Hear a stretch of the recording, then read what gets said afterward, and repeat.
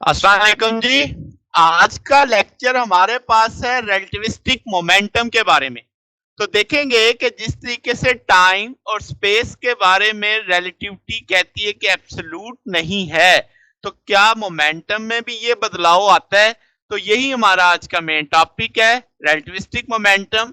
तो जैसे मैंने यहाँ पे लिखा कि आपके पास जो मैस, मोमेंटम और एनर्जी का जो हमारा क्लासिकल का कंसेप्ट है, हमें उसे मॉडिफाई करने की जरूरत है ताकि हम थ्योरी ऑफ रिलेटिविटी के सारे कॉन्सिक्वेंसेस को समझ सकें। तो क्लासिकल मैकेनिक्स में तो मोमेंटम डिफाइन होता है कि भाई मैस और वेलोसिटी का प्रोडक्ट होता है, आप उसे momentum p equal to mv कहते हैं। जब आप कंजर्वेशन ऑफ मोमेंटम को देखते हैं, आप कहते हैं कि दो बॉडी जब इंटरेक्ट करते हैं तो टोटल मोमेंटम कांस्टेंट रहता है, जबकि इस दौरान शर्त क्या है कि कुछ सिस्टम पे कोई एक्सटर्नल फोर्स नहीं लगनी चाहिए, यानी in the absence of external force total momentum of the system remains constant. अब मसला क्या है? मसला ये है कि जब हम कोलिजन देखते हैं कि इनर्शियल कोऑर्डिनेट सिस्टम में, हम उसका फाइनल मोमेंटम देखते हैं जो कि कंजर्व है, यानी मैं उसी फ्रेम ऑफ रेफरेंस में हूं, मेरा ऑब्जर्वर उसी फ्रेम ऑफ रेफरेंस में है, कोलिजन हुई, हमने इनिशियल मोमेंटम फाइनल मोमेंटम देखा, जवाब सेम आया। मगर जब हम लॉरेंस ट्रांसफॉर्मेशन देखते हैं, यानी उसी कोलिजन को किसी दूसरे इनर्शियल फ्रेम ऑफ रेफरेंस में देखते हैं, तो मैं वहां पे वेलोसिटी कैलकुलेट करूंगा, तो मुझे पता चलता है कि अगर मैं न्यूटन वाली डेफिनेशन पे रहते हुए सब कुछ करूं तो मोमेंटम कंजर्व नहीं होता, यानी किसी दूसरे इनर्शियल फ्रेम ऑफ रेफरेंस से जब मैं रीडिंग लेता हूं किसी कोलिजन की जो एक इनर्शियल फ्रेम ऑफ रेफरेंस में हो रही होती है, तो आपके पास मोमेंटम कंजर्व नहीं आता। अब इस बात का प्रूफ पहले देख लेते हैं कि वाकई ये जो मैंने प्रॉब्लम लिखा है ये एग्जिस्ट भी करता है या नहीं।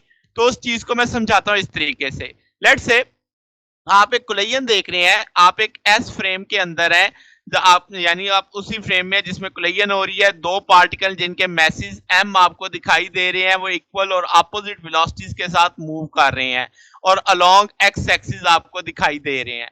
अब जब कोलिजन हो जाती है, वो कोलाइड करते हैं किस पोजीशन पे आके? ओरिजिन पे।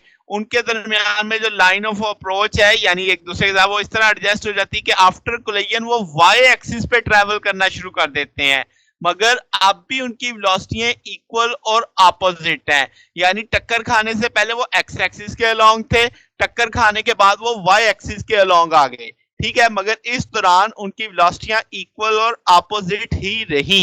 अच्छा, अब चूंकि कोलिजन परफेक्टली इलास्टिक मानी गई है, काइनेटिक एनर्जी का कोई लॉस नहीं, तो इसका जो आपकी इनिशियल वेलोसिटियां थी वही आपकी फाइनल वेलोसिटियां होंगी, तो मैंने वही लिख दिया कि v माइनस वी आपकी फाइनल वेलोसिटियां हैं।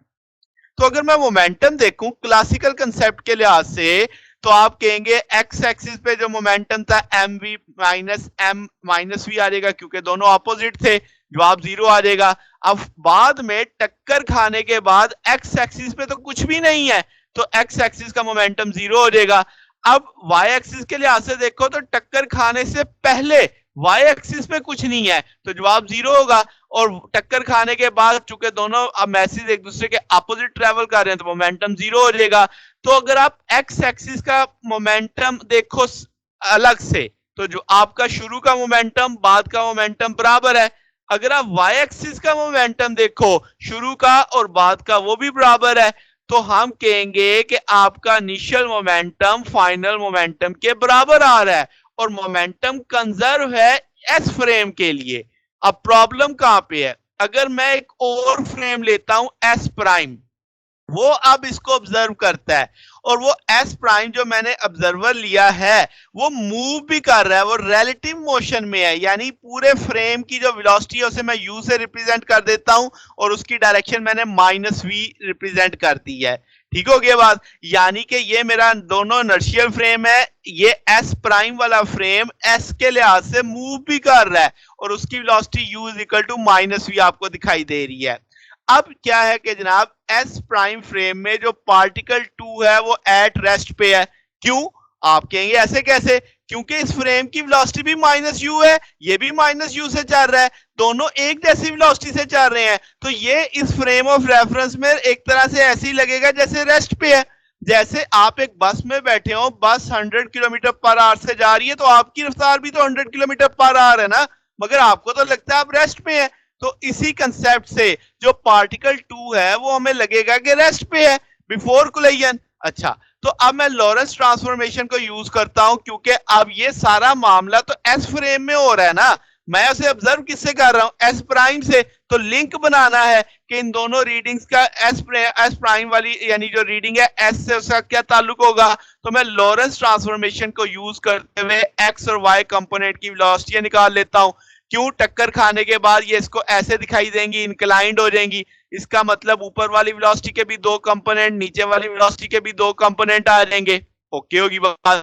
तो अब मैं कहता हूं Vx1, अगर आप देखो कि आपके पास ये जो 1 आ रहा है इसकी वेलोसिटी, ये अब आपकी लॉरेंस ट्रांसफॉर्मेशन हमने पढ़ी थी वेलोसिटी की अप्रोच, तो Vx प्राइम। अब मैं चूंकि पहले पार्टिकल को डिस्कस कर रहा हूं टक्कर खाने से पहले, तो मैं इसमें लिखूंगा कि मेरे पास u जो यहां पे आ रहा है फार्मूले में, वो u किसके बराबर है, -v के बराबर है।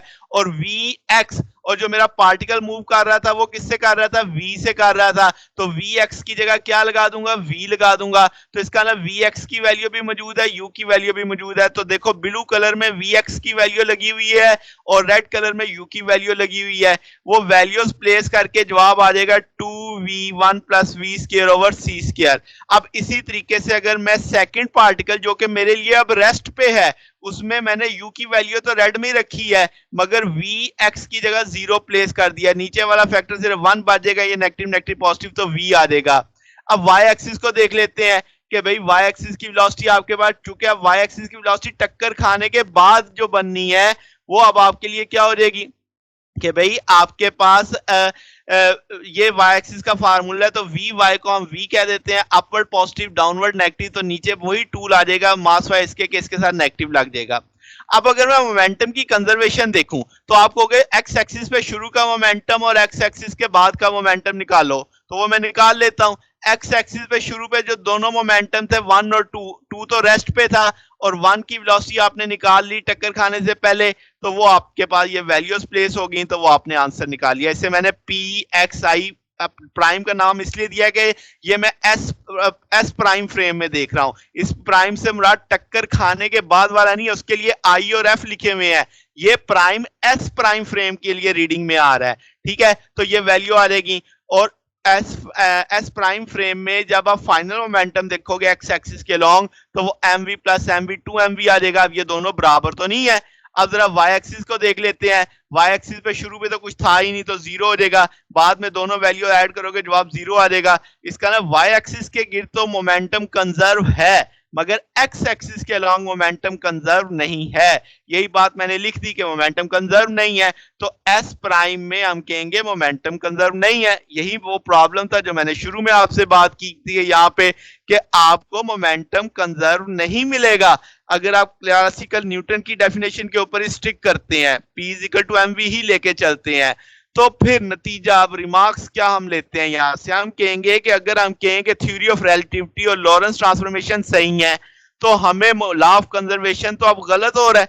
तो लॉ ऑफ कंजर्वेशन को बचाने के लिए हमें उसकी डेफिनेशन में कुछ बदलाव करने पड़ेंगे, एक जनरलाइज्ड डेफिनेशन पे जाना पड़ेगा।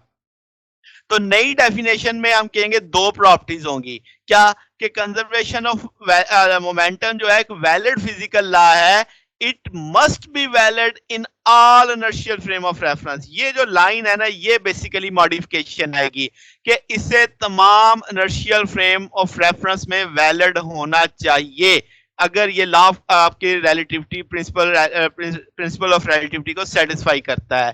फिर दूसरी क्या है कि मोमेंटम कंजर्व होगा सिर्फ तब जब v is very less than c होगा, या c is very greater than v कह लो, तो आपके पास इसका मतलब आप एक नॉन रिलेटिविस्टिक अप्रोच में सिर्फ ये डेफिनेशन रिड्यूस कर रहे हैं। ठीक होगी बात। अब जरा इसमें जो इसकी नई शक्ल बनती है वो जरा देखते हैं। p is equal to mv होता है, v वेलोसिटी है dx ओवर dt, इसे मैं delta x over delta t से रिप्रेजेंट कर देता हूं। डेल्टा x वो डिस्टेंस है जो डेल्टा t टाइम में कवर हुआ। अब रिलेटिविटी में जो क्लासिकल आपकी डेफिनेशन है अपर लिमिट मोमेंटम की, वो आप क्या अटेन कर सकते हैं, तो मैं लिख देता हूं p is equal to m delta x over delta t। अब डेल्टा t यहाँ पे क्या है, डेल्टा एक्स तो डिस्टेंस ही है, डेल्टा टी नॉट वो आपका टाइम टू कवर डिस्टेंस जब ऑब्जर्वर उसके साथ मूव कर रहा है, यानी कि आपके ऑब्जर्वर उसके साथ साथ मूव कर रहा है।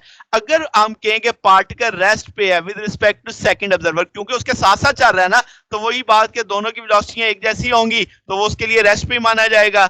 तो आपके पास इसको हम प्रॉपर टाइम का नाम दे देते हैं। तो delta X over delta T naught आ गया, डेल्टा टी से मल्टीप्लाई और डिवाइड किया, थ्योरी ऑफ रिलेटिविटी के लिहाज से delta T gamma T naught होता है, तो ये वैल्यू इस जगह पे प्लेस कर देंगे। जब वैल्यू प्लेस करेंगे डेल्टा टी नॉट से कट जाएगा, सिर्फ गैमा बचेगा, यहाँ पे वो मैंने लिख दिया। अब पी और delta X over delta T naught velocity आ जाएगी, जो आपके पास पार्टिकल की वेलोसिटी है। अब इसका मतलब एम वी गैमा की शक्ल आ चुकी है, और गैमा हम सब जानते हैं 1 over square root 1 minus v square होता है। तो ये मोमेंटम का रिलेटिविस्टिक फार्मूला बन गया। अगर मैं इसे कंपोनेंट की लैंग्वेज में लिखूं तो ऊपर v को मैं वी एक्स वी वाई लिख रहा हूं, नीचे v को वैसे ही जाने दे रहा हूं। अब ये फर्क समझना है आपने, ये बहुत क्रिटिकल पॉइंट है। ये जो v आपके पास डिनोमिनेटर में आ रहा है, जो एक्सप्रेशन में है, ये हमेशा आपके पास स्पीड यानी आपके speed of particle as measured in particular inertial frame में होगा। ये फ्रेम ऑफ रेफरेंस की स्पीड नहीं है। बात समझ रहे हो कि आपके पास ये स्पीड ऑफ पार्टिकल है जो एक पर्टिकुलर फ्रेम के अंदर रहते हुए आपने मेजर की। तो जो नॉमिनेटर में है वो आप कोई भी वेलोसिटी का यानी कंपोनेंट की वेलोसिटी आप वहां पे प्लेस कर सकते हैं। जैसे मैंने लिखा M V X M V Y के लिए आप उसका यानी momentum along X axis momentum along Y axis आ जाएगी। ठीक होगी बात। तो ये हमारे पास मोमेंटम रिलेटिविस्टिक मोमेंटम का कंसेप्ट था। पहले हमने प्रॉब्लम को समझा, फिर हमने उस प्रॉब्लम के लिए सॉल्यूशन बनाया, डेफिनेशन को मॉडिफाई किया, तो वो जो नई शक्ल आ गई मोमेंटम की वो हमने देखी। तो अब आप इसको इसके लिहाज से देख सकते हैं, जैसे मैंने ऊपर वाले मोमेंटम के बारे में बात की कि वो आप कंपोनेंट ले सकते हैं कि आपके पास जो वेलोसिटी वेक्टर है उसके कंपोनेंट के लिहाज से एक्स एक्सिस वाई एक्सिस देख सकते हैं, और जो डिनोमिनेटर में वेलोसिटी आ रही है वो आपके पास क्या होगी, स्पीड ऑफ पार्टिकल होगी जो पर्टिकुलर इनर्शियल फ्रेम में आपने मेजर की है। वो आपके पास इनर्शियल फ्रेम की वेलोसिटी नहीं है। ये बात बस ध्यान में रखनी है। तो यही जनाब आज का हमारा टॉपिक था। अगर आपको इसमें कोई बात पूछनी हो, कोई डाउट हो तो नीचे कमेंट्स में पूछ सकते हैं। वीडियो अच्छी लगी हो तो वीडियो को लाइक कीजिएगा, दोस्तों के साथ शेयर कीजिएगा, चैनल को भी सब्सक्राइब कर दीजिएगा। अब तक के लिए इतना ही, बाकी इंशाल्लाह फिर नेक्स्ट देखेंगे। ओके, अल्लाह हाफिज।